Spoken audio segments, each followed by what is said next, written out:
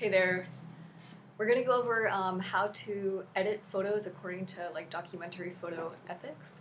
So open up Photopea, download your picture, wherever your downloads show up, find it, and then drag and drop it into Photopea. And first thing, using the crop tool over here, we can rotate the picture if your picture is a little not straight. And we can also use the crop tool to crop the image. And if I just select the crop tool and I move it and out like this, it really changes the dimensions of the photo. But we don't want to be using photos that are like super skinny. So what we can do is just hold down the Shift key on your keyboard, and then the crop tool will retain its actual shape and just scale it down. Click the check mark here or the return key on your keyboard to confirm that.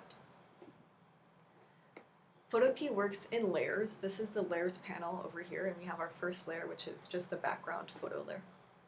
I'm going to click on New Adjustment Layer, and I will start with the Exposure Adjustment Layer. I just clicked on it, I added a new layer right here, and I can I can correct exposure if my picture is over or underexposed. And then to close this bar, I can just click that like Properties tab right here. There's a few other adjustment layers. So one thing that I do anytime I edit photos is I always open up Levels.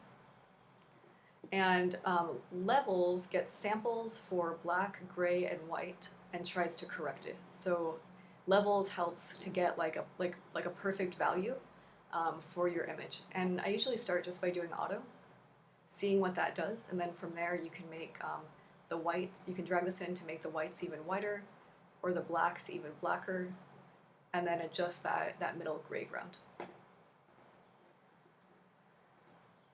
We can also do color balance.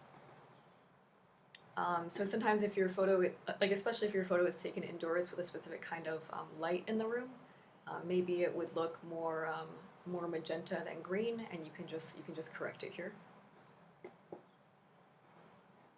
And we can also do black and white if that's the look you want to go for your images. Okay, so with all of these layers, if we click on the eyeball, we can hide that layer to see what it looks like without the correction that I just made. And one other thing, if you select the background layer, you can also access all of these adjustments up here. If you do something with this, it does not create a new layer.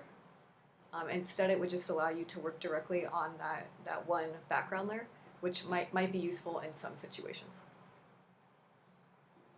If you go up to Image and then Image Size, you're able to see the size of your image. We usually don't want to make it smaller. I think like whatever you have is fine. You don't adjust it, but here is where you can see the actual width and height of your image. And to undo, Command Z, undo. You can also step backwards to undo multiple times. As you're working, you want to save your work. Specifically, save it as a PSD file. So if you save it as a PSD file, that will save all of the layers. And then once you're like 100% done with it, you can export it as a JPEG, which is just like a normal picture file, and that will just be like a normal picture file that we can open on any program.